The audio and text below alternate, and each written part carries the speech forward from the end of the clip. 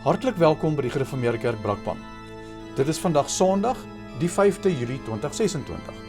En ons erediens waargeneem deur Dominee Leon van Jaarsveld. Hy lees vandag uit Lukas 18 en behandel Heidelberg Katekismus Sondag 2.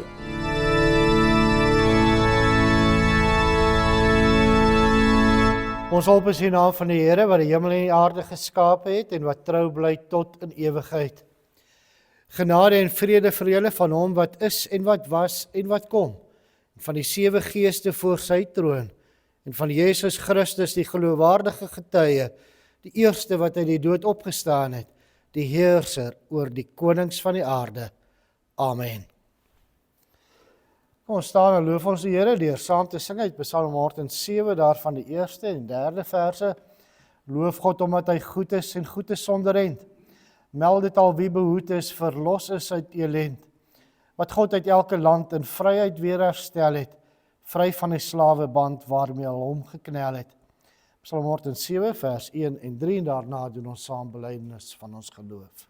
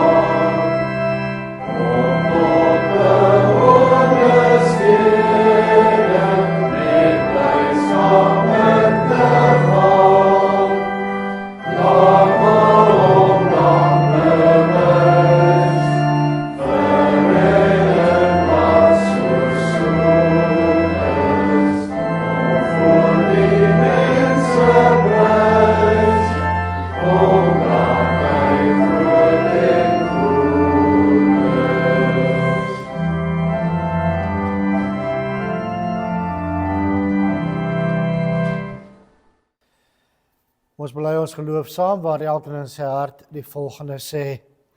Ek glo in God die Vader, die Almagtige, die Skepper van die hemel en aarde, en in Jesus Christus, sy eniggebore Seun, ons Here, wat ontvang is van die Heilige Gees, gebore uit die Maagd Maria, wat gelei het onder Pontius Pilatus, gekruisig is, gesterf het en begrawe is, uit die lyding van die hel ondergaan, uit op die 3de dag opgestaan uit die dood, opgevaar na die hemel, en sit aan die regterhand van God, die Almagtige Vader, waarvandaan hy sal kom, om die lewendes en die dooies te oordeel.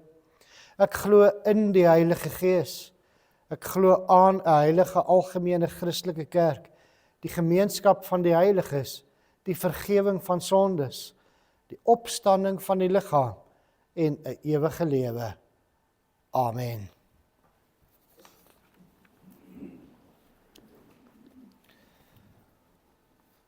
Ons luister nou na die wet van die Here. Ons gaan daarin aan aandag gee ook in die prediking vandag, wat handel oor Sondag 2 van die Heidelberg Katekismus. Dit gebeur al hoe meer dat kerke nie meer die 10 gebooie voorhou op Sondag nie. Maar tog is dit so belangrik. Maar daarvan net nou meer in die prediking. Kom ons luister na die wet van die Here soos dit vir ons opgeteken staan in Eksodus 20. Toe het God al hierdie gebooie aangekondig. Ek is die Here jou God wat jou uit Egipte uit die plek van slawerny bevry het. Jy mag naas my geen ander gode hê nie. Jy mag nie vir jou beeld of enige afbeelding maak van wat in die hemel daarbo, of op die aarde hieronder, of in die water onder die aarde is nie. Jy mag nie vereer of dien nie, want ek, die Here jou God, eis onverdeelde trou aan my. Ek reken kinders die sondes van hulle vaders toe, selfs tot in die 3de en 4de geslag van die wat my haat. maar ek betoon my liefde tot aan die 1000ste geslag van die wat my lief het en my gebooie gehoorsaam. Jy mag die naam van die Here jou God nie misbruik nie, want die Here sal die een wat sy naam misbruik nie ongestraf laat bly nie. Sorg dat jy die Sabbatdag heilig hou. 6 dae moet jy werk en alles doen wat jy moet, maar die 7de dag is die Sabbat van die Here jou God. Dan mag jy geen werk doen nie. Nie jy of jou seun of jou dogter, of die man of vrou wat vir jou werk, of enige dier van jou of die vreemdeling by jou nie. Die Here het in 6 dae die hemel en alles daarin gemaak, die aarde en alles daarop, die see en alles daarin. Op die 7de dag het hy gerus, en daarom het die Here dit as gereelde rusdag geheilig. Eer jou vader en jou moeder, dan sal jy lank bly woon in die land wat die Here jou God vir jou gee. Jy mag nie moord pleeg nie, jy mag nie egbreek pleeg nie, jy mag nie steel nie, jy mag nie vals getuienis teen 'n ander gee nie, jy mag nie iemand anders se huis begeer nie, jy mag nie sy vrou begeer nie, ook nie 'n slaaf of slavin, bees of 'n donkie, of enigiets anders wat aan hom behoort nie. Terwyl ons so sit, antwoord ons daarop deur saam te sing uit Psalm 38, daarvan die 1ste en die 17de verse.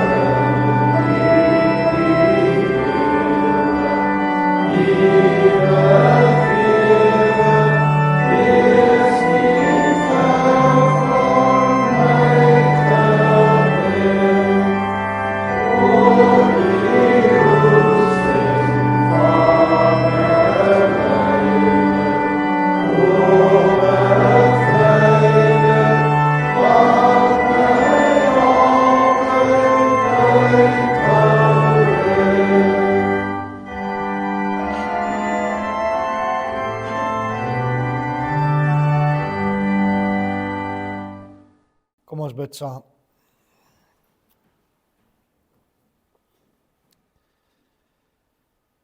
Onse Vader wat in die hemel is,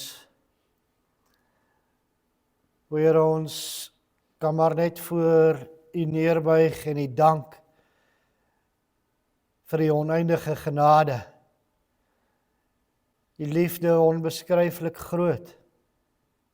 Ja, dat ons mag weet, omdat U dit in ons harte gewerk het deur U Gees en deur U woord, dat U die enigste ware God is. Van ewigheid tot ewigheid is U daar. Ja, U is die almagtige God wat net gespreek het en alles was daar. O Here, toe het U nie net alles gelos nie. U is steeds betrokke in U skepping, betrokke by elkeen van ons. En ons dank U daarvoor. Dat ons vandag ook hier mag wees om na U woord te luister. Dat ons daardeur versterk kan word. Ons vra dat U dan ook elke dag vorentoe in ons harte sal werk, dat ons sal ag slaan op U woord. Dat ons sal luister na wat U Gees ook vir ons sê, sodat ons kan onderskei tussen reg en verkeerd, sodat ons alles wat ons doen, sal doen tot U eer. Here, ons het U hulp daarin nodig, want ons is sondige mense. En daarom vra ons ook, as U nou tot ons spreek, dat ons waarlik dit sal inneem, ons lewens daarvolgens sal toepas. Here, ons vra ook altyd dat U ons sonde sal vergewe. Maar ons dank U ook in dieselfde asem wat ons weet, dis ons reeds vergewe deur die soenverdienste van U Seun aan die kruis. En daarom bid ons ook al hierdie dinge alleen maar in die naam van U Seun, ons Verlosser, Jesus Christus. Amen.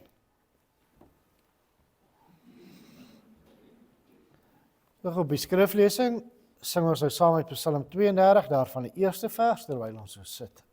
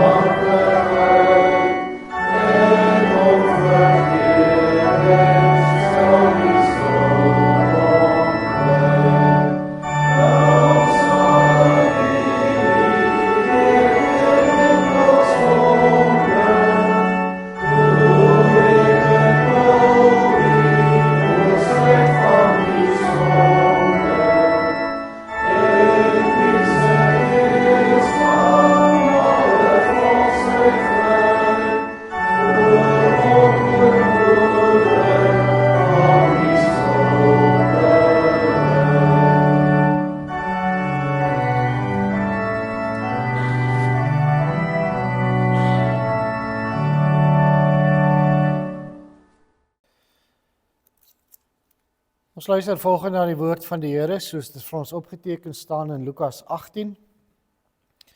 Lukas 18 vanaf vers 18 tot 30. 'n Man van aansien het aan Jesus die vraag gestel: "Goeie leermeester, wat moet ek doen om die ewige lewe te verkry?" Jesus het geantwoord: "Waarom noem jy my goed? Niemand is goed nie behalwe God alleen. Jy ken die gebooie. Jy mag nie egbreek pleeg nie, jy mag nie moord pleeg nie, jy mag nie steel nie, jy mag nie vals getuienis gee nie, eer jou vader en jou moeder." Maar hy antwoord: "Al hierdie dinge het ek van my kinderdae onderhou." Toe Jesus dit hoor, sê hy vir hom: "Een ding kom jy nog kort. Gaan verkoop alles wat jy het en deel die geld aan die armes uit. Dan sal jy 'n skat in die hemel hê. Kom dan terug en volg my." Toe hy dit hoor, was hy diep teleurgesteld, want hy was baie ryk. Toe Jesus sien dat hy teleurgesteld is, sê hy: "Hoe moeilik is dit tog vir mense wat ryk is om in die koninkryk van God te kom? Dis makliker vir 'n kameel om deur die oog van 'n naald te kom, as vir 'n ryke om in die koninkryk van God te kom." Die wat dit gehoor het, sê toe: "Maar wie kan dan gered word?" Daarop antwoord hy: "Wat vir die mense onmoontlik is, is vir God moontlik." Toe sê Petrus: "Kyk, ons het van ons besittings afgesien en U gevolg." En Jesus antwoord: "Dit verseker ek julle, daar's niemand wat ter wille van die koninkryk van God afgesien het van huis, of vrou, of broers, of ouers, of kinders nie, of hy ontvang in hierdie tyd al baie keer soveel terug, en in die tyd wat kom, die ewige lewe." Hiermee saam luister ons ook na wat ons bely in Heidelbergse Katekismes Sondag 2. Die vraag word gevra: waaruit ken jy jou elende? Antwoord: uit die wet van God. Vraag: wat eis die wet van God van ons? Antwoord: dit leer Christus ons samevattend in Matteus 22 vers 37 tot 40. Jy moet die Here jou God lief hê met jou hele hart en met jou hele siel, met jou hele verstand. Dis die eerste en groot gebod. En die tweede wat hiermee gelyk staan: jy moet jou naaste lief hê soos jouself. Aan hierdie twee gebooie hang die hele wet en die profete. En dan vraag 5, kan jy dit alles ten volle nakom? Die antwoord: nee, want ek is van nature geneig om God en my naaste te haat.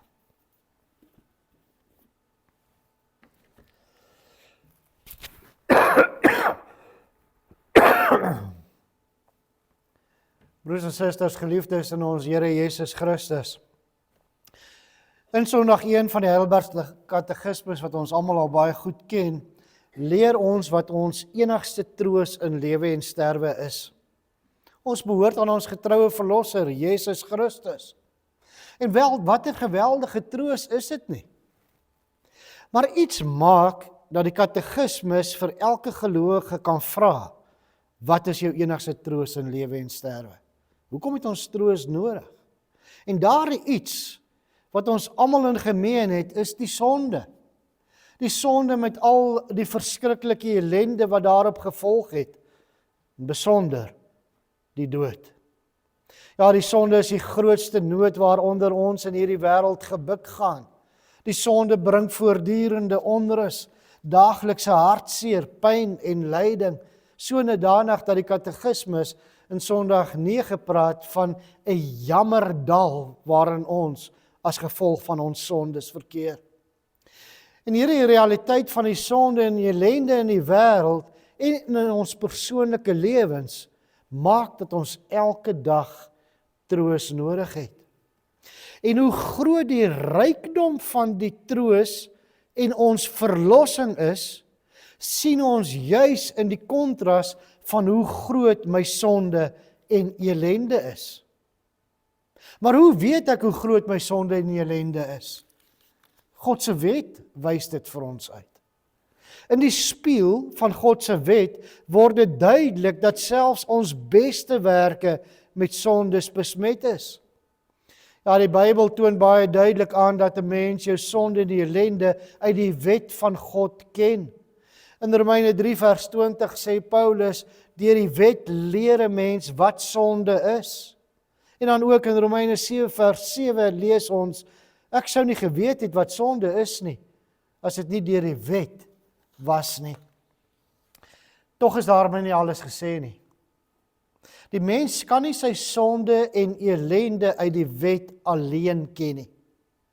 Want as die Heilige Gees nie 'n mens se verstand verlig om die werklike betekenis van die wet van God reg te verstaan nie, dan sal dit onmoontlik wees om jou sonde en ellende daaruit te kan ken.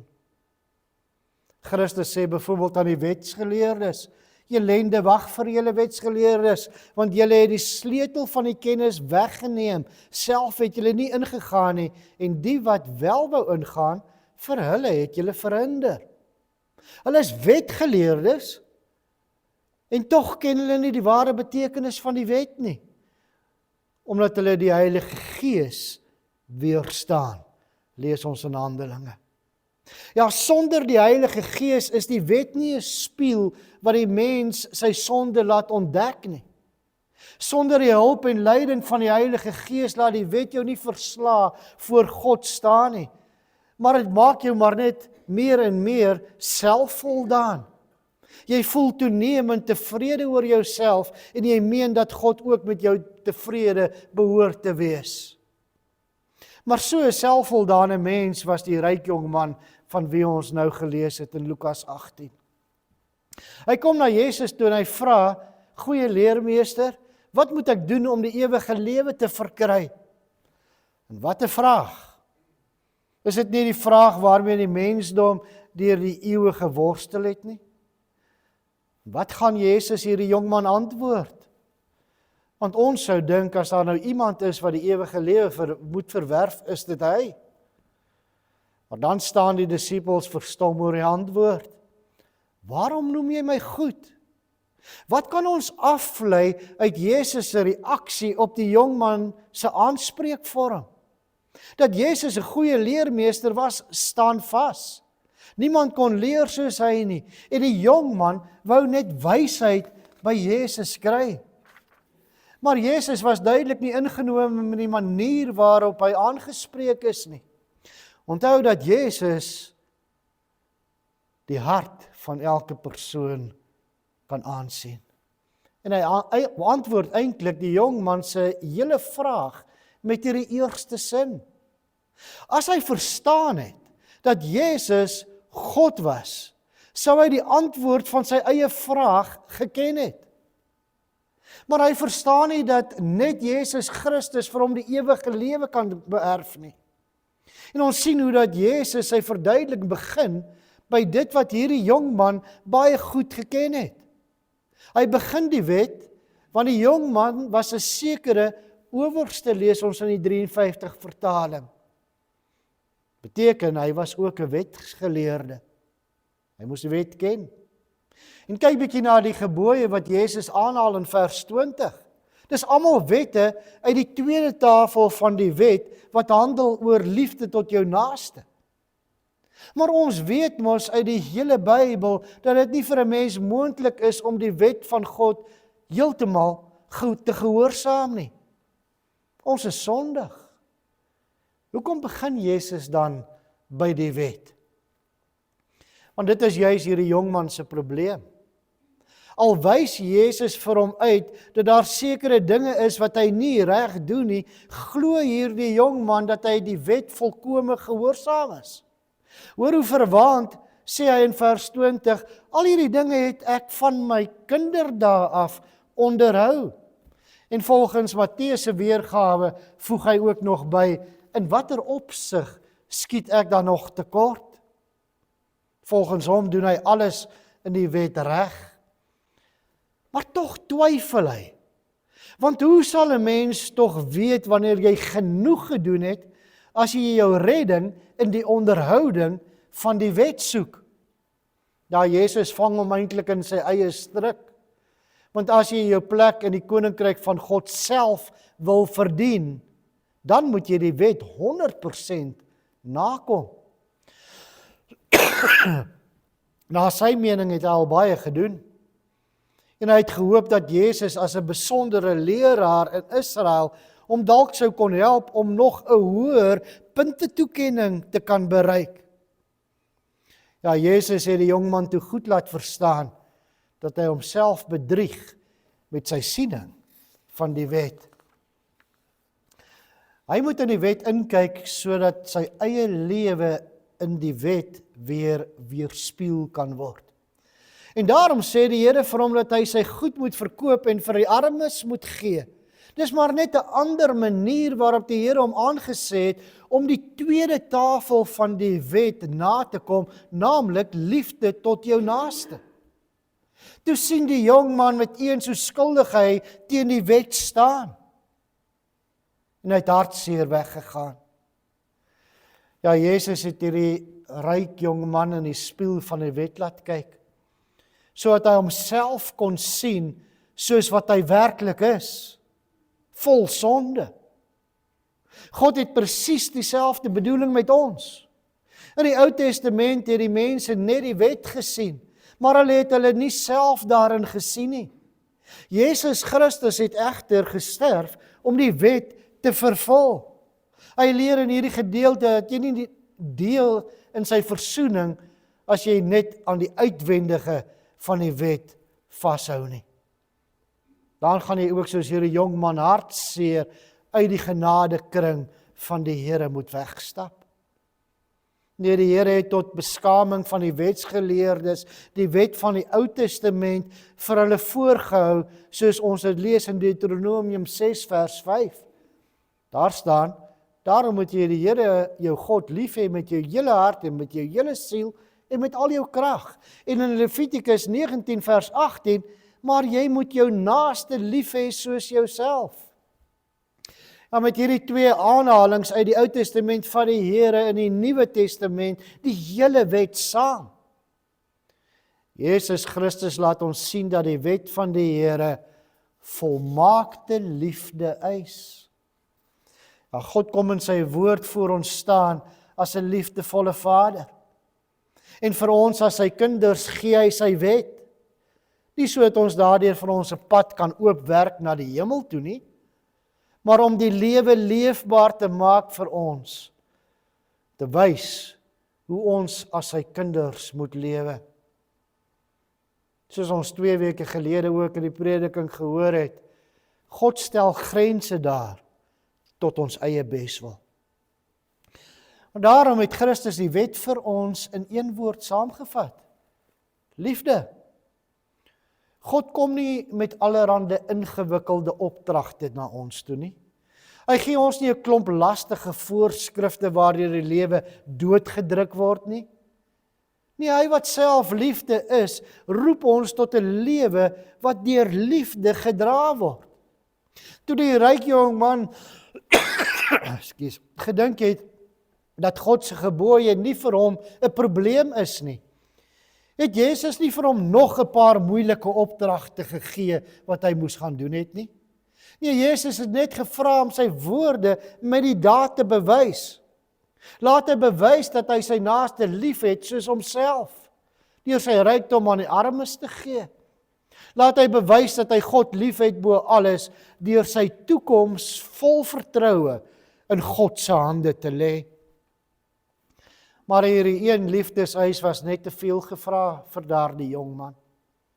Toe hy homself in die spieël van God se wet sien, het sy sondige beeld vir hom ondraaglik geword en het hy teleurgesteld weggegaan. Broers en susters, hoe lyk ons lewe in die spieël van God se liefdeswet? God vra nie 'n bietjie liefde in sy wet nie. Hy vra nie dat ons bes moet probeer om hom en mekaar lief te hê nie. Hy vra dat ons hom liefhet met ons hele hart, met ons hele siel en met ons hele verstand en met al ons kragte, 100%. Soos wat hy ons ook 100% lief het. En wie van ons kan God so lief hê? Het jy God lief met jou hele verstand? Is jou gedagtes op hom gerig in alles wat jy doen? Het jy God lief met al jou kragte? Is dit jou lus in jou lewe om God te dien, dat niks anders die eerste plek in jou lewe inneem nie? Nie materiële welvaart nie, nie jou werk nie, nie jou kinders nie, nee, niks nie. God is die eerste plek in jou lewe. En wat van jou naaste liefde? Het jy jou naaste lief soos jouself? Kom ons wees eerlik. Wanneer ons onsself elke Sondag in die spieël van God se wet sien, wanneer ons daarna luister, kom ons sondes en liefdeloosheid aan die lig. Ja, God se liefdeswet maak dit duidelik dat dit vir ons as mense nie moontlik is om saam met hom in sy koninkryk te lewe nie. Ons is sondig. Dit het Jesus se disippels goed verstaan nadat die ryk jong man teleurgesteld weggegaan het. As God so groot liefde van ons vra, dat ons bereid moet wees om alles aan hom en vir ons naaste op te offer, wie kan dan gered word? Hoe kan 'n sondige mens soos ons ooit by God woon? Jesus maak dit duidelik dat dit vir mense onmoontlik is. God se goeie wet is verskroeiend vir sondige, liefdelose mense. Maar dan sê Jesus dat alle dinge vir God moontlik is. Dit het ons ook verlede Sondag gehoor. Niks is te wonderbaar vir die Here nie. Daar waar ons 'n afgrond tussen ons en God veroorsaak het deur ons sonde, daar het God weer vir ons 'n brug gebou om ons as sy kinders by hom te bring. Ja, God se liefde vir ons is so sterk dat hy die onmoontlike moontlik gemaak het. En dit het hy gedoen deur sy enigste seun, Jesus Christus, na hierdie wêreld toe te stuur. Hy het gekom om in ons plek volmaak aan God se wet gehoorsaam te wees. Ja, hy het gekom om God se straf op ons liefdeloosheid te dra en homself uit liefde vir sy Vader en vir ons tot die dood toe op te offer. Broers en susters, as ons dan nou in die spieël van God se wet kyk, dan dryf dit ons na Christus toe. En dit is dan waarom ons elke Sondag na die wet van God luister. Dit is 'n trekpleister na Christus toe, want ons besef ons sonde. Maar ons besef ook dat Jesus daarvoor betaal het. Dit is deel van ons dankbaarheidslewe, 'n dankbaarheid vir wat Jesus Christus vir ons gedoen het. Want by hom alleen kan sondige mense lewe in die spieël van God se wet. By Christus word jy klein en verwonderd. Want daar, by Christus aan die voet van die kruis, daar leer ons eers ten volle besef hoe groot ons sonde en elende is. En omdat ons daar in Christus aan die voet van die kruis eers ten volle raak sien, hoe groot God se liefde vir ons is. In Christus moet daar dus 'n hartlike wederwysige liefde in ons lewe wees. Vir so 'n liefdevolle Vader en ook vir sy ander kinders wat saam met ons in sy liefde mag lewe. En dit is presies wat God met sy wet vir ons wil bewerk. Liefde vir hom, liefde vir ons naaste. Amen. Kom ons bid saam.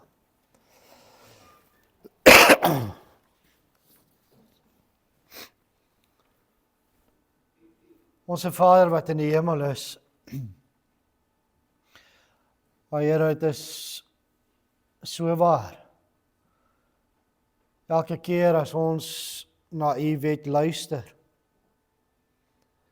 as ons deur u woord lees, dan sien ons ons tekortkominge. Ons sien ons sondes raak. En dan begin ons ook te wonder, maar hoe is dit moontlik dat ons gered kan word? Maar weer eens kom u dan na ons toe en troos ons, deur vir ons ook te sê dat alles vir u moontlik is. En ons weet dit is so, want ons weet dat u ons so lief gehad het, dat u enigste seun gestuur het, om vir ons sondes aan die kruis te sterf. Om op te gestaan het uit die dood, om die dood te oorwin het, ja, die straf op die sonde te vernietig het, sodat ons vir ewig kan lewe.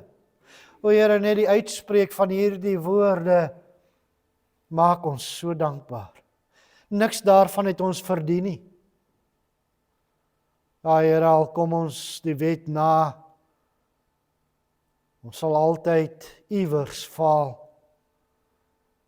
Daarom is maar die enigste manier om gered te word, om te glo in u seun, die vervuller van die wet. En ons dank u ook daar, want u gee vir ons daar die geloof. Maar wil u dit steeds in ons laat groei, deur u woord en die werking van u gees. Ja, dat ons elke dag net nader en nader na u toe groei.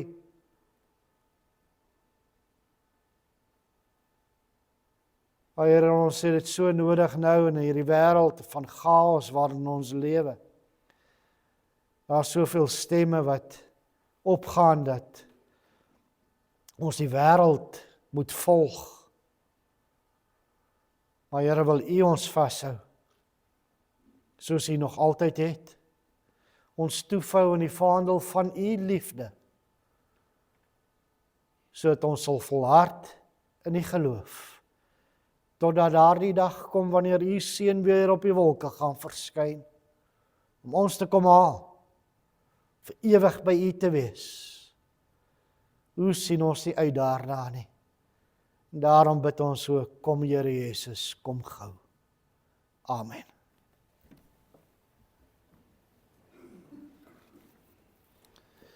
Na die afdrag van die liefdegawe sing ons saam uit Psalm 119 vers 1 en 7. Amen.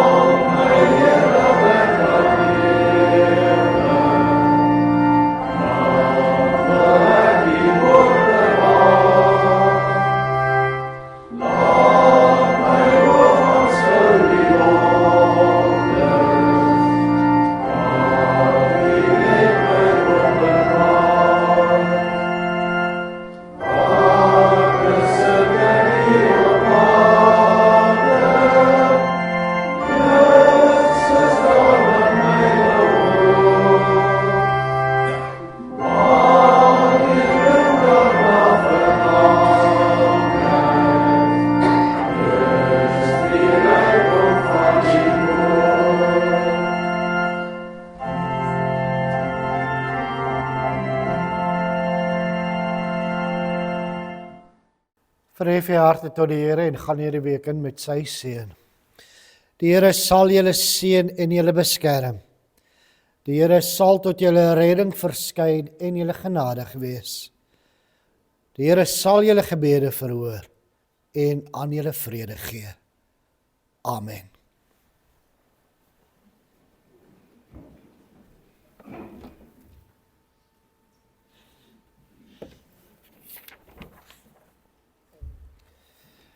Weereens goeiemôre broers en susters.